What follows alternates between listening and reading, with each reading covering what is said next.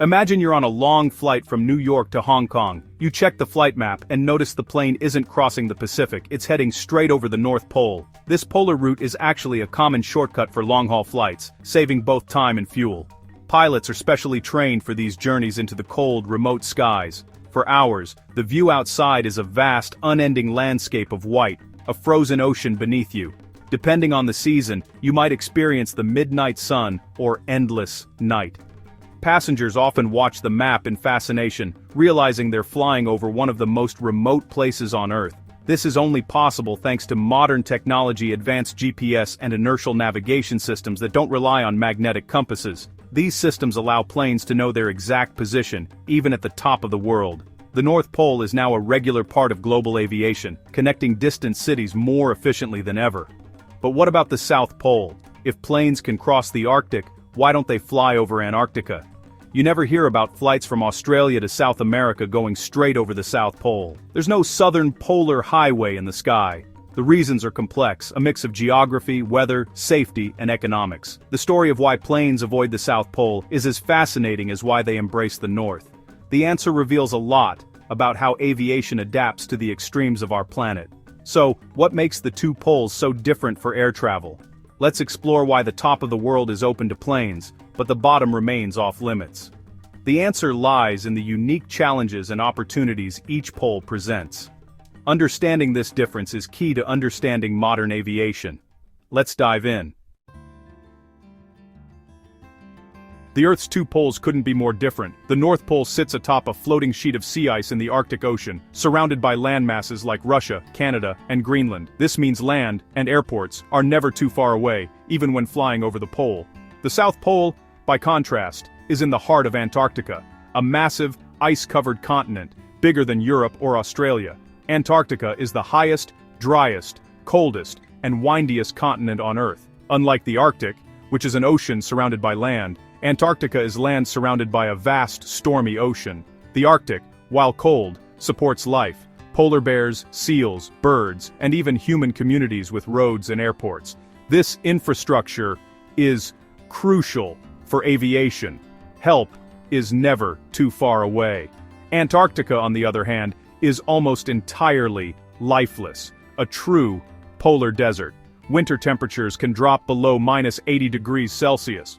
There are no permanent towns, only isolated scientific research stations. These stations are difficult to reach and offer no real support for commercial aviation. The Antarctic Treaty limits activity to science and peace, further restricting development. The lack of infrastructure and extreme isolation make Antarctica a no-go zone for airlines. In the Arctic, you have support and options. In Antarctica, you have none. This fundamental difference shapes everything about polar aviation. The North Pole is accessible, the South Pole is not.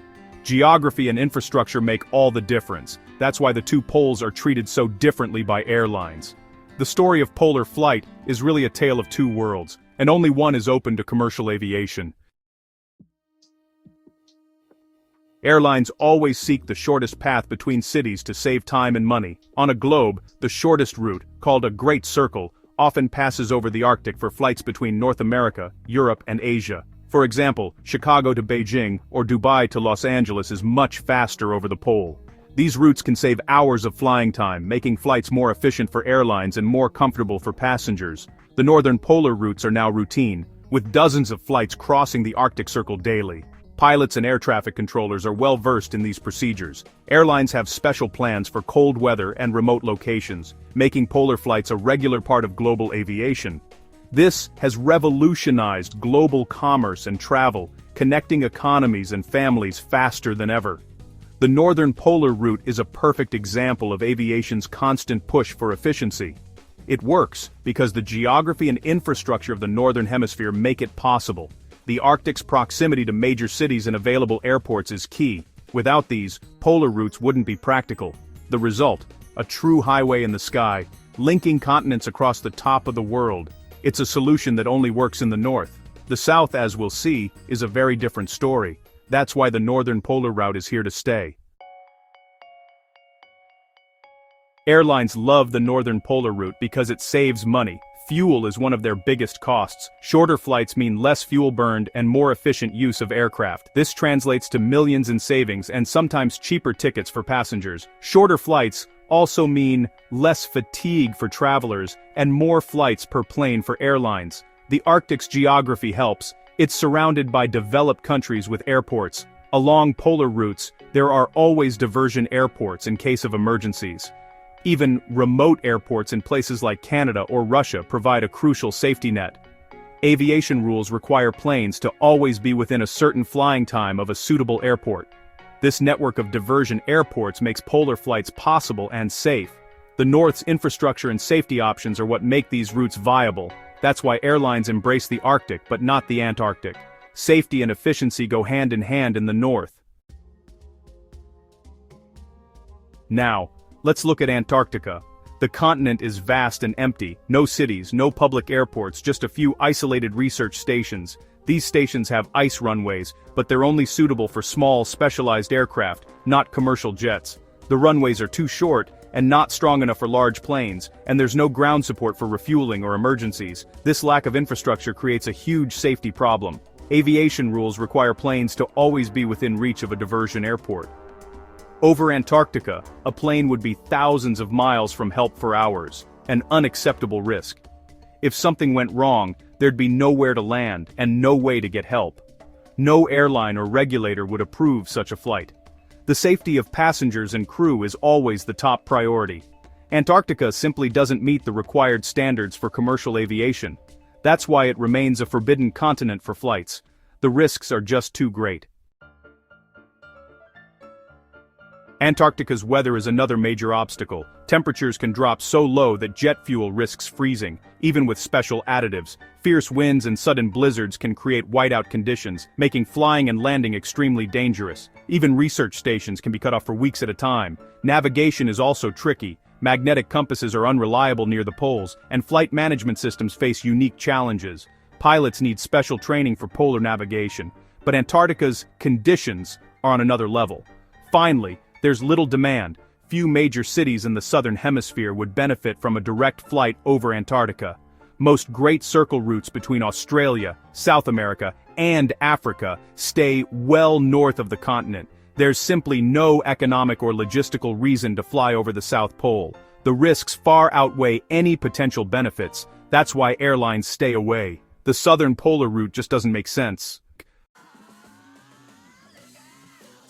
Comparing the two polar routes highlights why only the North is used. The North Pole is a frozen ocean surrounded by land and airports. The South Pole is a frozen continent with no suitable runways. The Arctic's inhabited regions provide a safety net for emergencies.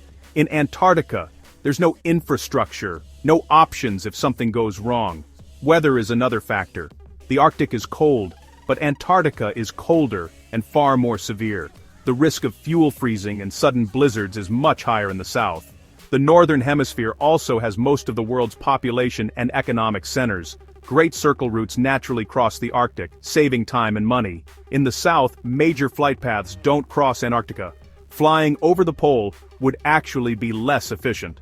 The North offers strong economic incentives. The South offers none. Geography, infrastructure, weather, and demand all favor the northern route. That's why the Arctic is a highway in the sky, and Antarctica is off-limits. The difference is clear, and it's not likely to change. The tale of two routes is really a tale of what's possible and what isn't in aviation. Only the North checks all the boxes. Safety is the foundation of aviation, especially over the poles. Airlines must follow strict regulations for polar flights, including special equipment and training. Aircraft need enhanced communication systems, cold weather survival gear, and proven reliability in extreme cold. Pilots and crew receive special training for polar operations, including emergency procedures and survival techniques. Flight planning is more complex. Dispatchers analyze weather, space weather, and diversion airport status before every flight. Fuel temperature is carefully monitored to prevent freezing. This meticulous preparation makes northern polar flights routine and safe. The same rules make southern polar flights impossible. There's simply no way to meet the safety requirements. That's why the North Pole is open to aviation, and the South Pole is not. Safety always comes first, and that's the bottom line for polar flight. So, why do planes fly over the North Pole but not the South? It's all about geography, safety, and practicality. The North Pole is surrounded by continents and airports. The South Pole is isolated and empty. Safety rules require diversion airports, available in the north, absent in the south. Antarctica's extreme weather and lack of infrastructure make it too risky. There's no real demand for flights over the South Pole, and no efficient routes that require it. In the north, polar routes save time and money. In the south, they don't. Airlines go where it's safe, practical, and efficient. The northern route checks every box. The southern route remains a no-go, by necessity, not by choice.